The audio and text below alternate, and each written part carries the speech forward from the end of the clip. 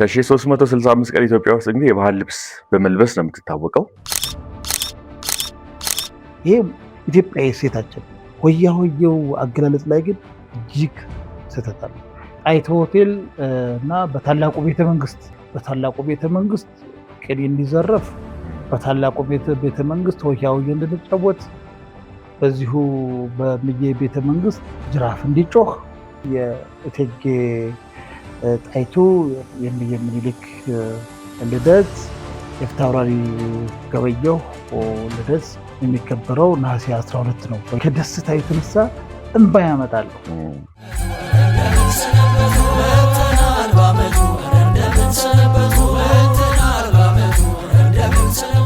ውድ የፈገግታ አዲስ ፖድካስት ተከታታዮች እንዴት ናችሁ? ዛሬ በአዲስ እንግዳ ተገናኝተናል። የቡሄ በዓልን ምክንያት በማድረግ እኔ ቢኒያም ጋሻው እባላለሁኝ። እንግዳዬ ደግሞ ተሾመ አየለ ወይም ባላገሩ በሚለው በደንብ ይታወቃል። ተሼ እንኳን ደህና መጣ። አመሰግናለሁ። እንኳን ደህና ጠበከኝ። አመሰግናለሁ እንግዳ ስለጋበዝከኝ። ሰላም ነው? ሰማኛል። እንዴት ነህ? አለን። ተሼ 365 ቀን ኢትዮጵያ ውስጥ እንግዲህ የባህል ልብስ በመልበስ ነው የምትታወቀው። ዛሬ የለበስከው ግን የባህል ልብስ አልመስልህ አለኝና እኔ ደግሞ ጠየቅኩህ እና ለተመልካቾቻችንም ግልጽ እንድታደርግልን ይሄ የባህል ልብስ ነው የለበስከው? ምንድነው? እኔ ሁልጊዜ 365 ቀን በቻልኩት ልክ ያደግኩበትም ስለሆነ የባህላችን ኢትዮጵያዊ ነክ የሆኑ ነገሮችን ነው የምለብሰው። በቁምጣ ሊሆን ይችላል፣ በተነፋነፍ ሊሆን ይችላል፣ በሌላ አልባሳት ሊሆን ይችላል።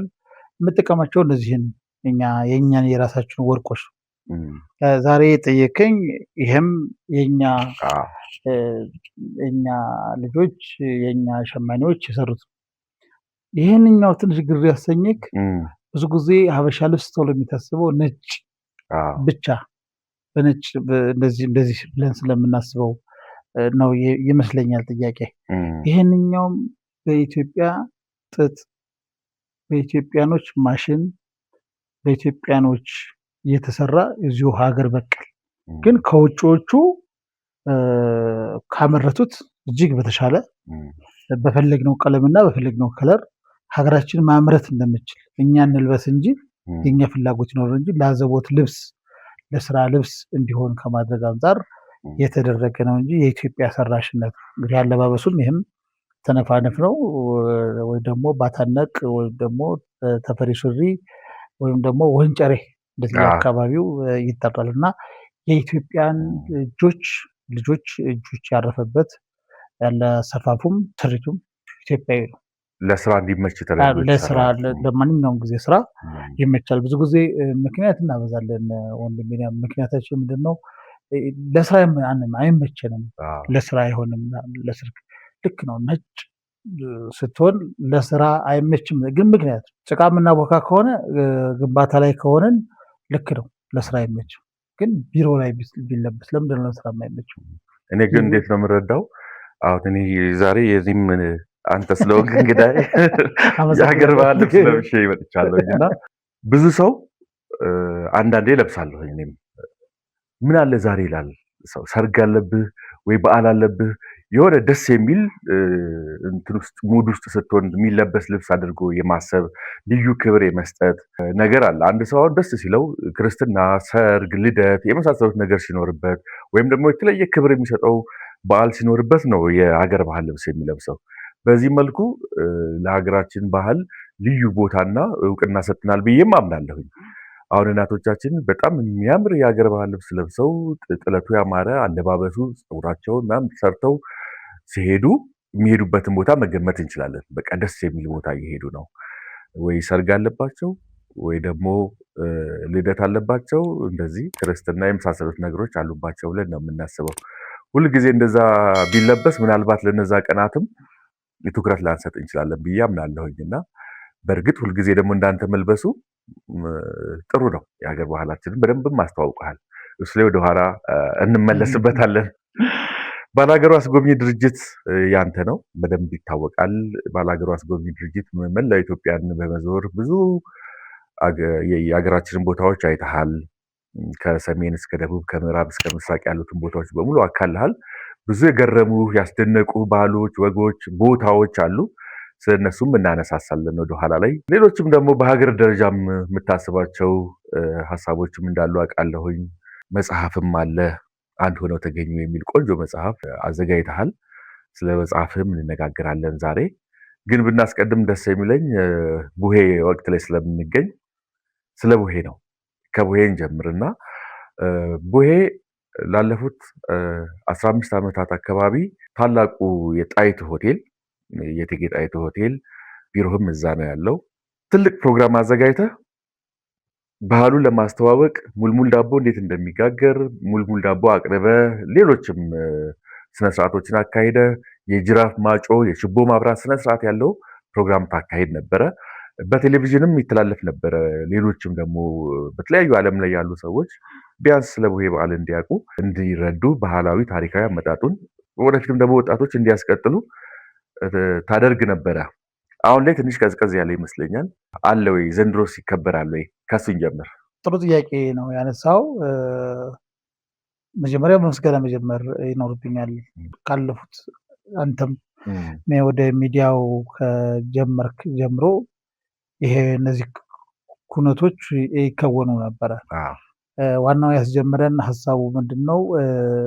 እኔ እንደምታውቀው ከገጠሪቱ ኢትዮጵያ እንደመምጣቴ ቡሄ ሲደርስ አገር ቤት የአገር ቤት ልጅ ሆነ እንደታዳጊ የምንመለከተው የምንጠብቀው የታዳጊ ወንዶች በዓል ነው አይደለም። ወንዶች በዓል ሴቶቹ እህቶቻችን ታናናሾቻችንም ከኛ እኩያ ያሉትም ከወንድ እኩል ጅራፍ ጎንጉነው ከኛ እኩል ጅራፍ የሚያጭሁበት ክርስትና እናት ክርስትና አባቶች እንኳን አደረሳችሁ ብለው ሙልሙል ዳቦ በኮባ የተሸፈነ ከነ ክብሩ ከነ ሽታው ከነ ለዛው እንኳን አደረሳችሁ ተብሎ የአሮጌው ዓመት የመጨረሻ የስጦታ ጊዜ ለአዲሱም ዓመት መዳረሻ የሚሆን ለበዓላት መነሳሻ ወይስ ማስጀመሪያ የሚሆን ነው ደብረ ታቦር ወይም ቡሄ በዓል። ቡሄን ከቡሄ ሳንወጣ ምንድነው ማንሳት ያለብን? አመጣጡ ሃይማኖታዊ ቢሆንም ከሃይማኖቱ ትውፊቱ እየጎላ ደግሞ ባህላዊነቱ እየጎላ መጥቷል።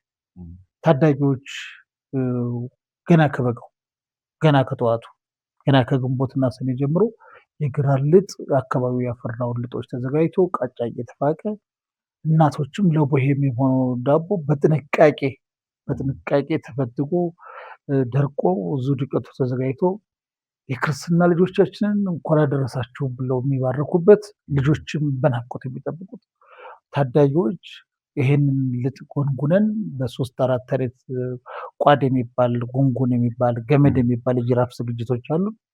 እነዛን አዘጋጅተን ይኸውልህማ ከአንዱ ተራራ ከአንዱ ወንዝ አንድ ወንዝ ከፍ ዝቅ እያልን በግሩፕ ሆነን ከብቶቻችንን እየጠበቅን አድምጥ እዛ ማዶ ያለው ከዚህኛው ማዶ ያለው ይወዳደራል። ጩኸቱ ከትንሽ ጩኸት እስከ ትልቅ ጠንካራ ክንድ ድረስ በደመቀ መንፈስ በሚገርም መንፈስ ትሰማዋለህ።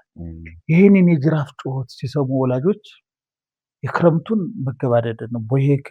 ቡሄ ካለፈ የለም ክረምት፣ ዶሮ ከጮኸ የለም ሌሊት እንደሚባለው ሁሉ የቡሄን የክረምቱን መገባደድን ከጭቃ መውጣታችንን ሰብሉ መልካም መሆኑን በዛም ደግሞ የልጆቻቸው ክንድ ምን ያህል ጠንክሯል።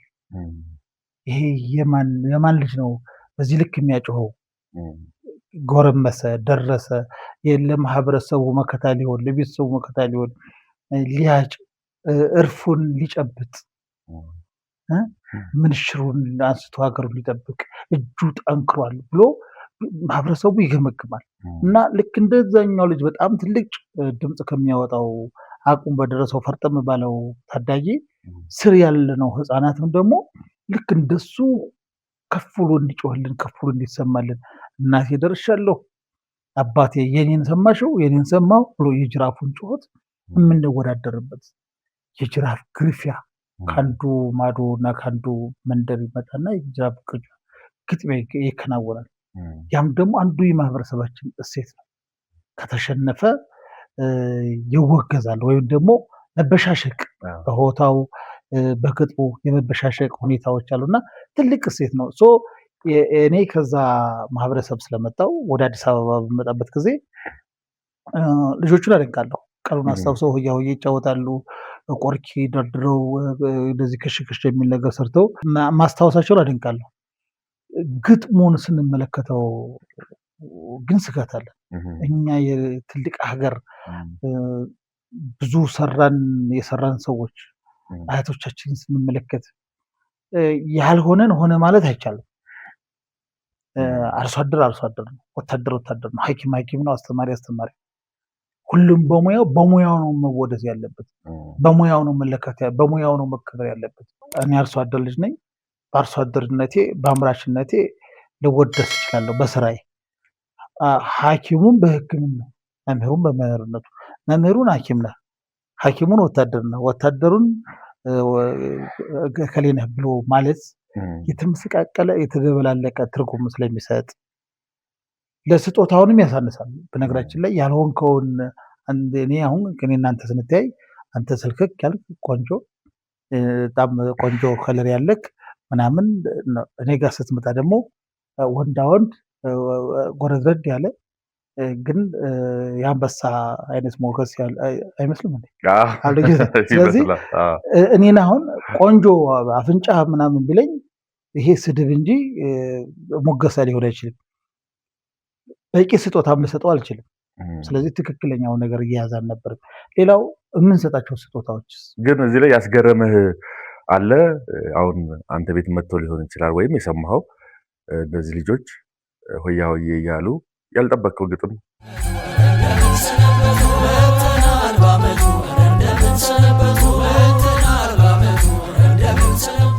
እኔ እንግዲህ ብዙ ቦታ ዞሬያለሁ፣ ብዙ ቦታ ይቻለሁ። ከተማዎች ላይም ለቦሄምሳ ከማዘጋጀት በፊት እንዳዘጋጅ የሚያደረገኝ ግጥሞቹ የምናውቃቸውን ሰዎች ያልሆኑትን አድርጎ ምስል መስጠት፣ እነዛ ነገሮች እጅጉናል።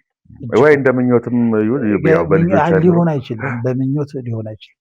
አሁን ለምሳሌ አበባየሁ ላይ የሚያስማማን ነገር አለ። ብዙ የኢትዮጵያን እናቶች ባለሙያዎች ናቸው። እናቶቻችን እህቶቻችን ባለሙያዎች ናቸው።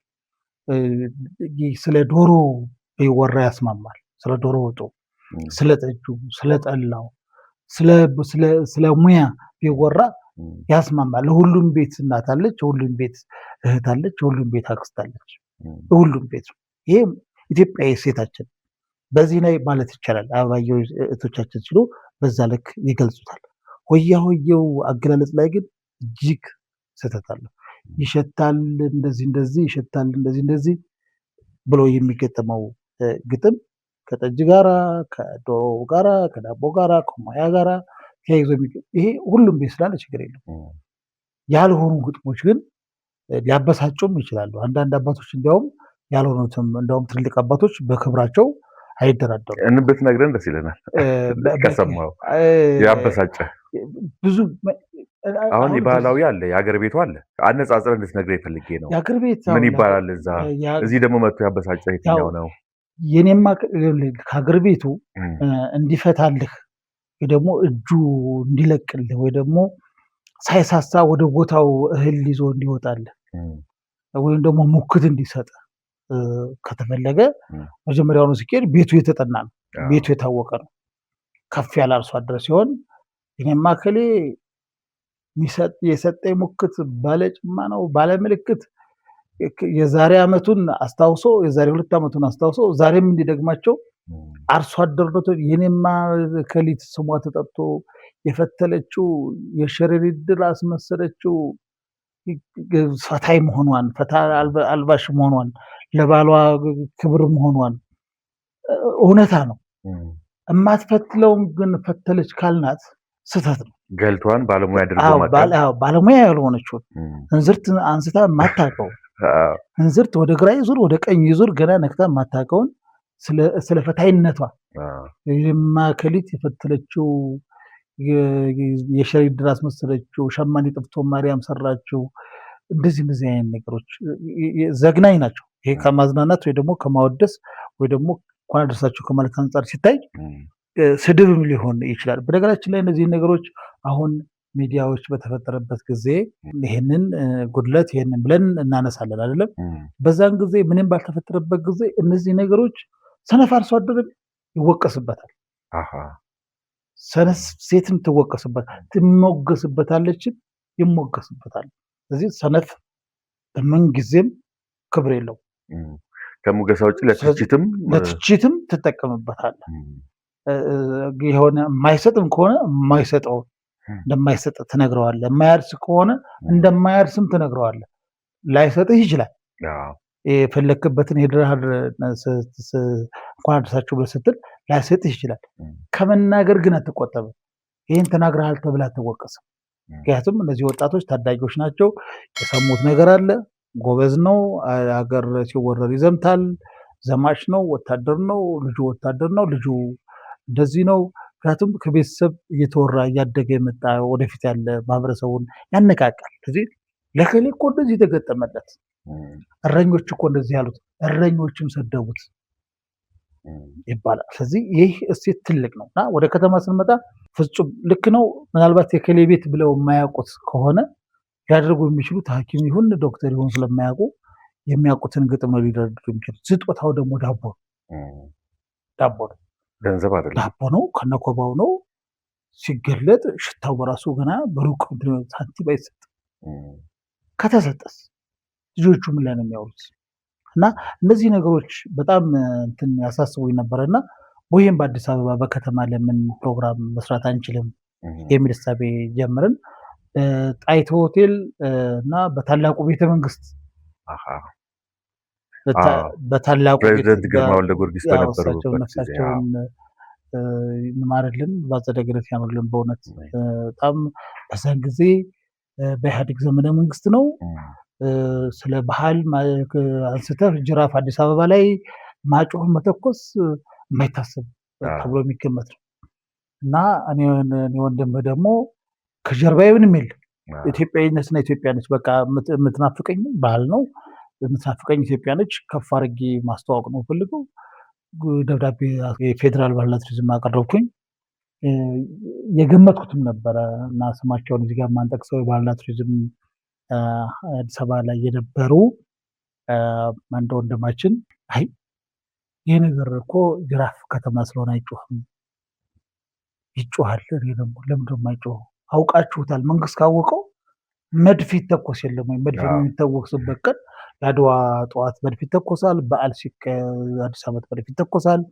ቡሄ ነው። የቡሄ በዓሉ ደግሞ አንዱ ዳቦና ጅራፍ ነው። ስለዚህ ይህንን ነገር ለምን አናደርግም? ሰጣ ገባ ለስለስ ያለ ሰጣ ገባ ነበረን። ግን እግዚአብሔር ይመስገን አንዳንዶች ስለ ቱሪዝሙ የገባቸው ሰዎች አገዙንና በታላቁ ቤተመንግስት ቅኔ እንዲዘረፍ፣ በታላቁ ቤተመንግስት ሆያውዬ እንድንጫወት፣ በዚሁ በምዬ ቤተመንግስት ጅራፍ እንዲጮህ እሳቸው ጋር ፕሮግራም ምን ይመስላል የሚለውን አቀረብን። እጅግ ደስ ብሏቸው እሳቸው ለባህል ያነበራቸው ክብር፣ ለታዳጊዎች የሚሰጡት ሁኔታ ሁሉም ኢትዮጵያኖች አንተም እንደምታውቀው የምድርን ትልቅ ሰብ ያላቸው ትልቅ አባታችን ነው፣ የሀገር አባት ነበሩና በደስታ ነው የተቀበሉት። እኔም አልኩ እንዳለ ሆያ ሆያ የሚጫወቱንም ቅኔ የሚዘርፉትንም አባቶች ባለጅራፎቹንም ችቦ የሚለኩሱትንም እና ከነ ሙልሙላችን ይዘን ገባን። እኛ ሙልሙል በአገልግል ይዘናል። ከቤተ መንግስት የተጋገረው እሳቸው ደግሞ እንዲዘጋጅ ያደረጉት ሙልሙል እንኳን ጎርሰው ሽታው ራሱ ቤተ መንግስት መሆኑም ሊሆን ይችላል እንዲጣፍጥ አድርጓል። በጣም የጣፈጠ ነገር ነበር የሰማነው እና ቀመስ ነው። ፋይናሊ ቦይን ከሳቸው ጀምረን በሁሉም አደባባዮች በአዲስ አበባ አደባባዮች ላይ ጅራፍ እየተጮኸ ማሳረጊያውን ጣይቱ ሆቴል አድርገን በዛን ጊዜ የነበሩት ሚዲያዎች ግን አገሪቷ ራሱ የነበሩ ሚዲያዎች ኢቲቪ፣ አዲስ ቲቪ፣ ኢቢኤስ እና ኢዜአ የቀረጸ ወደ ኢቢኤስ ወይ ኢቢሲ ወደ ሌሎች ሴንትሮች ጣቢያዎች ይከፋፈል ነበረ እና የኦሮሚያ ቴሌቪዥን ሬዲዮኖችም 96.1 እና ዋናው ኢትዮጵያ ሬዲዮ እና የፕሪንቲንግ ሚዲያዎች ነበሩ። የምናስታውሳቸው ብዙ ሪፖርተር አሁንም አሉ፣ አዲስ አድማስ፣ ቁም ነገር መጽሔት፣ ጊዜ መጽሔት፣ የግል ሚዲያዎች፣ የፕሪንቲንግ ሚዲያዎች ነበሩ። ሁሉም ተሰባስበው መጥተው አክብረውን እኛ ጥሪያችንን የግለሰብ ጥሪ ነው ብለው ሳያስቡ መጥተው ይዘግቡት ነበር። በዛን ጊዜ አይቻልም፣ ግን መጥተው ይዘግቡታል። በዓሉ ትልቅ ነበረ እና እያደገ ሲመጣ ከአዲስ አበባ ውጭ ለምን አይከበርም ተብሎ ሀሳቡ ወደ ሀገር በተለይ ወደ ሰሜኑ ክፍል ደብረ ታቦር ላይ እንዲከበር ሀሳቡን ሼር አድርገው በዚህ አጋጣሚ ላመሰግናቸው እወዳለሁ። በዛም ጊዜ ያስጀምሩትን አሁንም ያሉት ደብረ ታቦር በደንብ እንዲከበር ተደረገ። እኛም ደግሞ በዚህ በሸዋ አካባቢ ደብረ ታቦርን በደብረ ታቦር በሚል ወንድም ሄኖክ ስዩም ትልቁን ድርሻ ይወስዱ ነበረ እና በዚህ አጋጣሚ ይሄንን በጣም ማመሰግነውም የማከብረው ነጋሽ ውብሸት ሁሉ ነፍሳቸው ይማር ካባቸውን ለብሰው ባህሉን ሲሰብኩ ሲያስተምሩ ተመልክተ አሁን በዛን ጊዜ ጋሽ ውብሸት ናቸው ከኔ ጋር ከፊት ሆነው ልጆቹን ነው ሆያሆዬ እንትን የሚባርኩልን ዳቦ የሚሰጡልን። ቤተመንግስትም ነበሩ ጋሽ ውብሸት ተገኝተዋል እና በዛን ጊዜ የተጀመረውን ደብረ ብርሃን አካባቢ በሸዋ እና ትልልቅ ከተሞች ላይ እንዲለመድ ሆኖ ትልቅ ተናፋቂ በዓል የሆነ መጥቷል ቡሄ እና እኛ ምናልባት ዘንድሮ አዲስ አበባ ያላዘጋጀንበት ምክንያት ከዚህ ደግሞ ወጣ ብለን በሸዋ አካባቢ ከደብረ ብርሃን ከተማ ባህል ቱሪዝም ጋር በመነጋገር ከፍ ባለ በዚሁ አጋጣሚ የእቴጌ ጣይቱ የምኒልክ ልደት የፊታውራሪ ገበየሁ ልደት የሚከበረው ነሐሴ 12 ነው በቡሄ ዋዜማ። ልደቱንም አብረን አጣምረን ቡሄንም አንድ ላይ አድርገን ዘንድሮም በሸዋ ላይ እንዲከበር እያደረግን ነው ያለ ነው ማለት ነው። በሚገርም ሁኔታ ነው የሚከበረው። እንግዲህ ነሐሴ ወር እንደምታስበው ቡሄ ብቻ ሳይሆን ነሐሴ ወር ከቡሄ ወይ ደብረ ታቦርን ጀምረው እንጂ ግጫ ነቀላ እና አሸንድዬ፣ አሸንዳ፣ ሶለል በትግራይና በአማራ ክልል እንዲሁም በኦሮሚያ ሀገራችን ክፍል በትልቁ ልጃገረዶችና ታዳጊዎች የሚናፍቁት በዓል የሚከበርበት የመጀመሪያዋ የሀገራችን የሴት ጀነራል ከፊት ሆና ጦርነትን የመራች ያስተባበረችው ንግስታችን የኢትዮጵያ ፀሐይ እቴጌ ጣይቱ የተወለዱበት ዕለት ነው። ባልና ሚስቶች የተወለዱበት፣ የጦር አበጋዙ የጦር መሪ የተወለዱበት ትልቅ ቀን ነው ነሐሴ 12። በነጋታው ደብረ ታቦር ነው። በዛው አሸንዳ አለ፣ አሸንድዬ አለ፣ ሶለል አለ፣ ግጫ ነቀላ አለ። ሙሉ አማራ ክልልን ብትዞር ራያ ብትሄድ፣ ላስታ ሮሃ ብትገባ፣ ሰቆጣ አላማጣ ብትሄድ፣ መቀሌ አክሱም ብትራመድ የትግራይ መሬቶች ልጃገረዶችን ወገባቸው ላይ አሳምረውት ፀጉራቸው፣ አሰራራቸው፣ የዶቃው የዛጎል ደርደራው ተመርጦ ነው እንትን የሚያደርገው ወንዶች ወጥተው ልጃገረዶችን የሚመለከቱበት ልክ እንደ ጥምቀት በዓል የሚናፈቅበት አሁንም እንደዛ ይከበራል። አሁንም እንደዛ ነው። አሁን ነገሮች በኮሮና መደብዘዝ ከዛም የአካባቢ አለመረጋጋት ሆኖ እንጂ እጅግ ትልቅ የቱሪዝም ፍሰት ከፍ የሚያደርግ አይደለም። ለዓለም አቀፉ ለሀገር ውስጡ ራሱ የሚያጓጓ ተነስተህ እስኪ ላሊበላ ሮሃ እንሂድ፣ ተነስተህ እስኪ ራያ አላማጣን፣ ሰቆጣን አካባቢ፣ ኮምቦልቻን አካባቢ ጎብኘው። ይህም መንፈስ በጣም በልጃገረዶች የሚጠበቅ ነው። ከቡሄ አለፍ ስንል እያወራን ስለሆነ ማለት ነው። ይህ ወር የዚህ ወር ትልቅነት ዝናቡ እየከፈተ መምጣቱን ተከትሎ የሚከወኑ ክንዋኔዎች ከደስታ የተነሳ እንባ ያመጣሉ።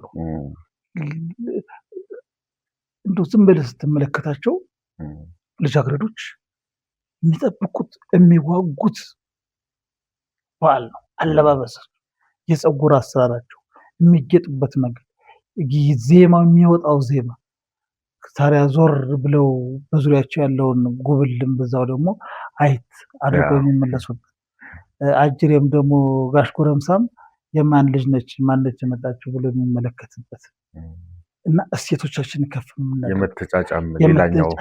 የመተያየም ጊዜ ልክ እንደ ጥምቀት ሎሚ ይዘን እንደሚኬደው ሁሉ እነዚህ የአደባባይ በዓሎች አይከለከሉም። አቶችም አትወጣም የሚባሉበት አይደለም። የታዳጊዎች የነፃነት ወርም ጭምር ይሄ ከነሐሴ ከቡሄ በኋላ ያሉት ወራቶች ማለት ነው። በተለይ አሁንም እዛው ጋር ያለሁት በዚህ ቅድም ስጠቅስልህ ከነበሩት አካባቢዎች ላይ ከወሎ ሙሉ ወሎ ማለት ይዘህ ትችላለህ እንዳለ ከዚህ ከሰቆጣን፣ አላማጣን፣ ሮሃ ላሊበላን ሙሉ ላስታን ጠቅላላውን ይዘህ ትግራይ እንግባ መቀሌን ወስደህ አክሱም ብትመለከት ሙሉ የትግራይ አካባቢዎች ተንቤን በጣም በደመቀ ሁኔታ የሚከበሩ በዓላቶች ናቸው። እንዲያውም ችግሩ ባይገጥም ኖሮ ምንኛ ዓለም ሁሉ ቱሪስቶች ወደ ኢትዮጵያ ሊያዞሩ እንደሚችሉ እጅግ አባዥ ሆኑ። ኮረና መጣና ትንሽ ኮረኮመን አጠፋ አደበዘዘብን። ከዛም ደግሞ የወንድማማች መተነኳኮሱ ሌላ በደል ይዞ መጥቶ ታዳጊዎች እንደፈለጉ ሳይባርቁበት ከረመ 2 እና 3 ዓመት እንጂ ለወደፊት እግዚአብሔር ሀገራችንን ሰላም ሲያደርግልን ትልቅ ሴት ይዘን ትልቅ የምንተዋወቅበት ትልቅ ደቡብ ያለው ወንድሞቻችን ሄደው አማራ ክልል ሄደው ትግራይ ክልል የሚያዩበት ተዝናንተው የሚመለሱበት ወንድማማችነትን የምናጎላበት በዓል ነው። ትልቅ ሴት ነውና እኔም ደግሞ በዚህ ሴት ኢትዮጵያ ሴቶች ላይ እንደምታውቀው ከአርበኝነት ጋር አርበኞችን ማክበር ምክንያቱም ከፊት ያሉትን ካላከበርን ከኋላ አርበኛ ስለማይመጣና አርበኞችን ማክበር የአድዋ በዓል ከፍ እንዲል ማድረግ ከጀመረው ሰው የመጀመሪያው አርበኞች ከጥንት ኢትዮጵያ ጀግኖች አርበኞች ጋራ በመሆን የመጀመሪያው ያደርገኛል የመጀመሪያው። በኋላ ግን የመጡ ወንድሞችና እህቶች አሉ ከፍ እንዲል ባሉ ከፍ እንዲል አድርጓል እና ለዚህ ምስክራችን ምስጋና አንፈልግም እንጂ የጥንት ኢትዮጵያ ጀግኖች አርበኞች በማስረጃነት ማቅረብ ይቻላልና ይቻላል። የኢትዮጵያ ጀግኖች አርበኞች ማህበር ፕሬዝዳንቱን ልጅ ዳንኤል ጆቴን ጨምሮ በርካቶች አንተ የምታዘጋጃቸው ፕሮግራሞች ላይ ከፊት የሚቀመጡ ትልቅ ክብርና እውቅና ሰጥቷቸው በጣም እኛም ስናያቸው ደስ የሚለን ብዙ ቦታ ስለማናይ ማለት ነው። እኛ አባቶቻችን ናቸው እና በዚህ አጋጣሚ አንተንም እናመሰግናለን።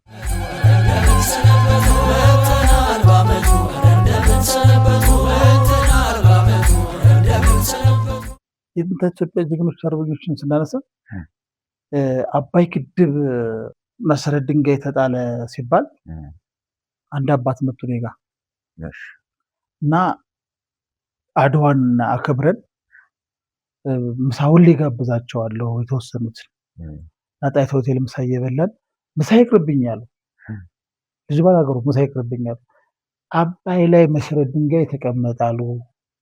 በእርግጥ መሰረት ድንጋይ ከተቀመጠ እንዲሁ አንዴ ብቻ ወስደህ አሳየኝ እኔ መመለስ አልፈልግም ሳይገደብ ሳያልቅ አልመለስም እና እባክህ ወሰደን ሲሉ በዛን ጊዜ ወንድም አለ በጣም የሚገርም ነገር ከታች ሁሉም ቢሮ በየቢሮ ግድቡን መሰረት የተጣለበትን ቦታ ለማየት በመንግስት ባጀት ሁላ ይኬድ ነበር። የሚገርመው የጥንት ኢትዮጵያ ጀግኖች አርበኞችን በጣቱ የነበሩት አመራሮች አልጋበዟቸውም አልተገኙም። ስለዚህ በጣም ቁጭት ነበረብኝና እኛ አባት ሲያደርጉ ፕሮፖዛል ሰርተን አደረ ከአጋሮች ጋር አዘጋጀው ኢትዮጵያ ጀግኖች አርበኞች በደማቸው በአጥንታቸው በጦር በጎሻ በጎራዴ በዲሞትፈር በአንድ ጎርዶስ በዳስ ማሰር ታውቃለህ? አላውቅም። ዲሞትፈር አውቃለሁ። ዲሞትፈር ታውቃለህ? ጓንዴ አውቃለሁ። እና ምንሽር ታውቃለህ? ቤልጅግ አይቻቸዋለሁ። ያው እንደዚህ ለጉብኝት ቀርበው ነው። እሱንም ሞክረህ ግን አላውቅም ነው ታስሞክረኛለህ። እነዚህ አባቶች ለኢትዮጵያ የከፈሉት ዋጋ እጅግ የሆነ ስለነበረ እነሱ ደግሞ የሚናፍቁት አርበኞቻችን ድሮቹ በአባይ የመልማት በአባይ የመጠቀም ኢትዮጵያ ማዕድኗን አውጥታ ወርቋን ወደ ገንዘብ የመቀየር ትልማቸው ትልቅ ስለነበረ እነኛ አባቶች ቀድሞ መገኘት ነበረባቸው። ስለዚህ የኔ ድርጅት ባላገሩ አስጎብኚ ከልጅ ዳንኤል ጋር በመነጋገር ምን አደረግን? ወዲያውኑ ፕሮግራም ቀርጸን አባይ ላይ ሄደን የትውልድ ሽግግር እንዲፈጠር ሰንደቅ ዓላማ፣ ጋሻ፣ ጦር ጎራዴያቸውን እንዲሰጡ ለማድረግ ፕሮግራም ሰርች ሄድኩ። እኔ ያሰብኩት በ4 ሄሊኮፕተር በ2 ሚግ ታጅበው አባይ ላይ ወርደው ለኢንጂነር ስመኝ ነፍሱን ይማረው ወንድማችን ወርደው ሰንደቅ ዓላማ ሰጥተው ጋሻ ጦር ጎራዴያቸውን ሰጥተው እንዲመለሱ በክብር እንዲመለሱ። ይሄ ቢደረግ ደግሞ ገንዘቡን ቶሎ ኢትዮጵያኖች ደጎች ናቸው፣ በጣም ትሁቶች ነን። የማዋጣት አቅሙንም በሀገሩን የሚወድ ሰው ስለሆነ ደስ ስላለበት ከፍ ያደርጋል። እነሱንም ስናከብራቸው መርቀውን ያልፋሉ የሚል ስሜት ስለነበረ ሄሊኮፕተሩ ሳይገኝ ቀረ። በዛ ጊዜ ለካ 4 ሄሊኮፕተር የለንም ከነበሩም ዳርፉር ናቸው ተባለና አንዱም ሳይፈከር ቀረ። ሚግ ቢነሳ አሉኝ አንድ ትልቅ ጀነራል ሚግ ብናስነሳ ሚግ ቢነሳ ደግሞ ላጅባቸው ይገባ ነበር። ነገር ፍለጋ ስለሚመስልብን ሚግም አናስነሳም። ሀሳቡ ጥሩ ነው፣ እንግዲህ በአውሮፕላን ብትወስዳቸው ይሻላል አሉን። በአውሮፕላን እኔና ልጅ ዳንኤል ተባብረን አንድ 4-5 ሰዎች ደግሞ የራሳቸውን ፍላይት ከፍለው የቤሻንጉል ጉሙዝ ነፍሳቸውን ይማር በሰዓቱ የነበሩት አንድ በክልሉ መሪ ነበሩ። አሁን አርፏል፣ በህይወት የሉም። የእሳቸው ፈቃድ ተጨምሮበት ሙሉ አውሮፕላን አርበኞችና ሚዲያዎችን ሐኪሞቻቸውን ይዘን ጋሻ ጦር ጎራዴያቸውን አስረክበው የትውልድ ቅብብሎሽን አስረክበን መጥተናል። ስለዚህ እኔና የኔ ድርጅት ኢትዮጵያና ኢትዮጵያዊ በሆኑ ከለሮች ላይ እንዲቀጥሉ እንዲተዋወቁ እንሰራለን። ቅር የሚል ነገር ካለ እሺ። ስለዚህ እንግዲህ የቡሄ በዓል ከሌሎቹ ባህል አንጻር ስናየው ለምሳሌ መስቀልን፣ ጥምቀትን፣ ጫምበላላን፣ አሸንድዬንም ማንሳት እንችላለን። በስፋት ኢትዮጵያ ውስጥ ይታወቃሉ። በተለይ ደግሞ እነ ጥምቀት፣ መስቀል፣ ኢሬቻ፣ ጫምበላላ የመሳሰሉ በዓላት በዩኔስኮም ተመዝግበዋል። ለቱሪዝምም ለማስተዋወቅም ብዙ አንቸገርም፣ በደንብ የሚታወቁ ናቸው። እንደነ ቡሄ አይነት በዓላት ግን ትንሽ ስራ መስራት ያስፈልጋል። ስለዚህ አንተ ጀምረዋል፣ ጥሩ መነቃቃትን ፈጥረሃል፣ እስካሁንም እያስቀጠልክ ነው እስካሁን እንደነገርከን። ግን በአጠቃላይ በቱሪዝም እና በሀገር ሀብት ላይ ቱሪስቶችን ለመሳብ ወቅቱ ቀደም ሲል የጠቃቀስካቸው ነሐሴ ላይ ያሉ ኩነቶች በሙሉ እንዴት አድርገን ወደ ጥቅም እንቀይራቸው ወይም ደግሞ የሀገራችንን ለማስተዋወቅ ወይም ወደ የቱሪዝም ፍሰቱን ለማስፋት እንዴት አድርገን ብንጠቀም ብለህ ትመክራለህ? አመሰግናለሁ በድጋሚ ወንድም አለም። ምንድነው ታውቃለህ፣ ብዙ ጊዜ ከኢትዮጵያ ቱሪዝም አንግል ስንመለከተው ባህል ሀብት ነው፣ ባህል አስታራቂ ነው፣ ባህል ኃይል ነው። እኛ ኢትዮጵያኖች አብዛኞቻችን የእግዚአብሔርን ሕግ ከማክበር እና ከመፍራት ይልቅ ሰው ነው የምንፈራው። ሰው አየን ወይ ነው የምንለው። ስለዚህ በዚህ ውስጥ ሲፈተሽ ሰው አየኝ ወይ ባህሉ ነው የያዘ። ያ እሴት ይሉኝታ የሚባለው ነገር ሲጠቃለል በይሉኝታ ውስጥ ካለን ኢትዮጵያኖች ለምንድነው ትኩረት እየሰጠን ያለ ነው? ለባህላችን ነው ትኩረት እየሰጠን ያለ ነው። ስለዚህ ምናልባትም ከእግዚአብሔር ሕግ ባላነሰ ለባህሉ ትኩረት እና እሱንም ለሱ ስጋት ካደረብን እሴቶቻችን አስታራቂ ናቸው። እሴቶቻችን ህብረት ናቸው። እሴቶቻችን ካሽ ናቸው። እሴቶቻችን ከፍታ ናቸው። እነዚህን ሀብቶች ማስተዋወቅ የሁሉም ሰው የሁሉም ኢትዮጵያዊ ግዴታ ነው። አርሶ አደር ስለሆንኩ ስለ ቱሪዝም አይመለከተኝም፣ ወታደር ስለሆንኩ ሐኪም ስለሆንኩ እንደዚህ ስለሆንኩ ብለን የምንለው ነገር አይደለም። የአንድ ሀገር እድገት የአንድ ማህበረሰብ እድገት ወይም ደግሞ አይደለም የማህበረሰብ የአንድ ግለሰብ እድገት የሀገር እድገት ነው፣ የኔን እድገት ነው ብለን መውሰድ ያስፈልጋል። ስለዚህ ያንተ ባህል የኔ፣ የኔ ባህል ያንተ፣ የዛም የሳቸውም የሁላችንም በአንድ ሰብስበን በየጊዜያቸውና በየወቅታቸው ማሳመር ማሳደግ የአደባባይ በዓል እየሆኑ ህዝባዊ ንቅናቄ እየተፈጠረ ተናፋቂ ሆነው ለሀገሪቱ ቱሪዝሙን ግብአት እንዲሆኑ ለኢንተርናሽናል ጎብኚዎችም ከዓለም ዙሪያ ለሚመጡ ጎብኚዎችም ናፍቀው የሚመጡባቸው በዓላት እንዲሆኑ ይህ ሁላችንም የመስራት ግዴታ ኃላፊነት አለብን። ለአንድ አካል የሚሰጥ ነገር አይደለም። ልክ ነው። ባህልና ቱሪዝም በተለይ ቱሪዝም ላይ ያለው የቱሪዝም ዘርፉ እየሰራ እንደሆነ እናውቃለን፣ የጣሩ እንደሆነ እናውቃለን። የተሻለ ነገር ግን መስራት እንዳለብን ይሰማኛል። እዚህ ሀገሪቷ ቡና ሳትልክ ማር፣ ቆዳ፣ ጤፍ፣ ሽምብራ ሳንልክ ዶላር የምታገኝበት ከረንሲ የምታገኝበት ትልቅ አጋጣሚ ነው። ለዚህም መንግስትም ትልልቅ ይገቡኛል ሀገሪቷ ይገባታል ይህን እንከተል ብሎ ከቀረጸው ህግ አድርጎ አክብሮት እየሰራበት እየተገበረው ካለበት አንዱ ከአምስቱ ውስጥ ቱሪዝም ነው። ቱሪዝምን ስንመለከት ደግሞ ግብአቶቹ እንደ ነዳጅ የምንጠቀምባቸው እነዚህ ግብአቶች ናቸው። ከፍ እያደረግናቸው በዓለም ቅርስነት እንዲመዘገቡ የሁላችንም ድርሻ መሆን አለበት ብዬ ነው የማስበው። ስለዚህ ባህል ካስታረቀን፣ ባህል ኃይል ከሆነ፣ ባህል የሚያስማማ ከሆነ፣ ባህል ሀብት ከሆነ ራሳችን ሆነን እኮ መዘመን እንችላለን፣ ራሳችን ሆነን ማደግ እንችላለን ብለን እንደኔ እንደ ባላገሩ አስጎብኚ ድርጅትም እኔም እንዳንድ ኢትዮጵያዊ እንዳንድ ገጠር ተወላጅ እንዳንድ የሀገር ቤት ሰው ይሄ ከፍ ብሎ ማየት ስለምፈልግ ሁላችንም እንተባበር ማለት እፈልጋለሁ። የተወለዱበትን ማህበረሰብ ሳያውቁት እንወክለዋለን ብለውም የሚከራከሩትንም እንሰማለን። አንተ ዞሮ እንዳየ ሰው ኢትዮጵያ እንደተገነዘበ ሰው ያን ያህል የጎላ ልዩነት አለን በኢትዮጵያውያን መካከል? አንድ ሆነው ተገኙ ማለት የአንተ ሀሳብና የክቡር ጠቅላይ ሚኒስትር የዶክተር አብይ ሀሳብ አንድ ሆነው ተገኙ ነው የመጽሐፉ ሀሳብ። እዚህ ጋር ስመጣና አርበኝነት ጸጉርህም የአርበኛ ነው፣ ጺምህም የአርበኛ ነው። አርበኝነት አሁን ገቢ ያምጣ ለአስጎብኚዎች እያከራየ ያምጣ ተባልኩኝ። በዛው ምክንያት ስመለከት ኢትዮጵያን የሚጎበኙት ፈረንጆች ብቻ ናቸው። ለምንድን ነው ፈረንጅ ብቻ መጎብኘት ያለብን? ለምን ሀበሻ ጎንደር ሲሄድ ፈረንጅ፣ እሱም ፈረንጅ፣ ሀረር ፈረንጅ፣ ደቡብ ሁሉም ቦታ ፈረንጅ። ለምን ኢትዮጵያኖች መጎብኘት አልቻለም? ህግ ሁሉ እስከ ማስቀየር ደረጃ ደርሰህ አቋቋም። ከዛ በኋላ ደግሞ ስታስጎበኝ ኢትዮጵያዊ የሆነ ኢነርጂ ትሰጣቸዋለህ ለእንግዶች።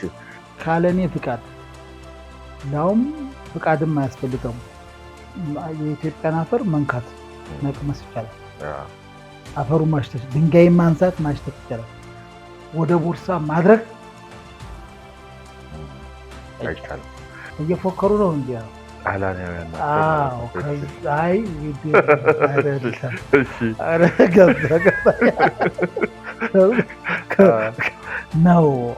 ነው እንዲያ ኤርፖርት ላይ ጠጋ አደረግኩልህና ሻንጣ ሳይወርድ በሩ አውቶማቲክ ነው። አውቶማቲኳን ዘጋሁና የሚወርድ የለም።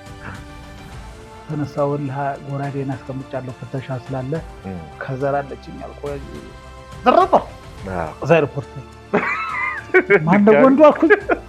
ቁጭ አልኩኝ፣ ብድግ አልኩኝ፣ ወደዚህ አልኩኝ፣ ወደዚህ አልኩኝ።